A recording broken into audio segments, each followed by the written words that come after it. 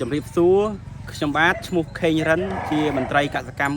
ប្រចាំនៅឃុំកំពង់ស្វាយស្រុកកំពង់ស្វាយខេត្តកំពង់ធំនៅថ្ងៃនេះដែរខ្ញុំបាទមន្ត្រីកសិកម្មឃុំនិងក្រុមការងារបានចូលរួមសហការជាមួយនឹងមន្ត្រីជំនាញនៃការិយាល័យផលិតកម្មនិងអសុខភាពបាលនៃមន្ត្រីកសិកម្មរកៅមាញ់និងនេសាទខេត្តកំពង់ធំបានចុះរៀបចំយុទ្ធនាការចាក់វ៉ាក់សាំងការពារជំងឺសាទឹកគោក្របីជូនកសិករដែលឥតគិតថ្លៃស្ថិតនៅក្នុងភូមិព្រីព្រះឃុំកំពង់ស្វាយស្រុកកំពង់ស្វាយខេត្តកំពង់ធំនៅក្នុងថ្ងៃនេះដែរខ្ញុំបាទសង្កេតឃើញថាអង្គភូមិប្រជាកសិករគាត់ពិតជាបានយល់ដឹងពីសារៈប្រយោជន៍នៃការចាក់វ៉ាក់សាំងការពារជំងឺសាទឹកគោក្របីដោយគាត់បានចូលរួមសហការដឹកគោក្របីសត្វចិញ្ចឹមរបស់គាត់មកធ្វើវ៉ាក់សាំងនៅទីនេះរួមដែលជាកន្លែងធ្វើវ៉ាក់សាំង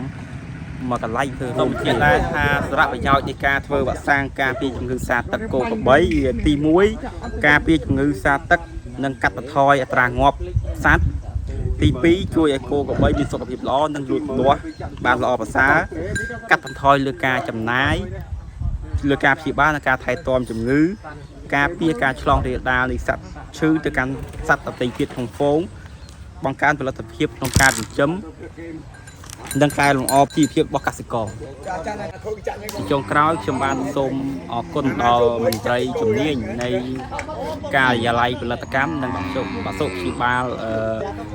នៃមន្ទីរកសិកម្មរកៅមាញ់នេសាទខេត្តកំពង់ធំអាជ្ញាធរមូលដ្ឋានត្រួតពិនិត្យមេភូមិពេទ្យសត្វភូមិមន្ត្រីកសិកម្មឃុំក្រុមការងារនិងបងប្អូនប្រជាកសិករទាំងអស់ដែលចូលរួមសហការ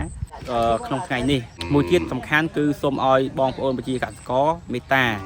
ជួយផ្សព្វផ្សាយបន្តពីសារៈប្រយោជន៍នៃការធ្វើវ៉ាក់សាំងការពារជំងឺសាទឹកគោក្របីនៅពេលក្រោយនិងផ្សព្វផ្សាយឲ្យបានដល់កសិករផ្សេងទៀតបានយល់ដឹងទាំងអស់គ្នាបាទសូមអរគុណសូមជម្រាបលា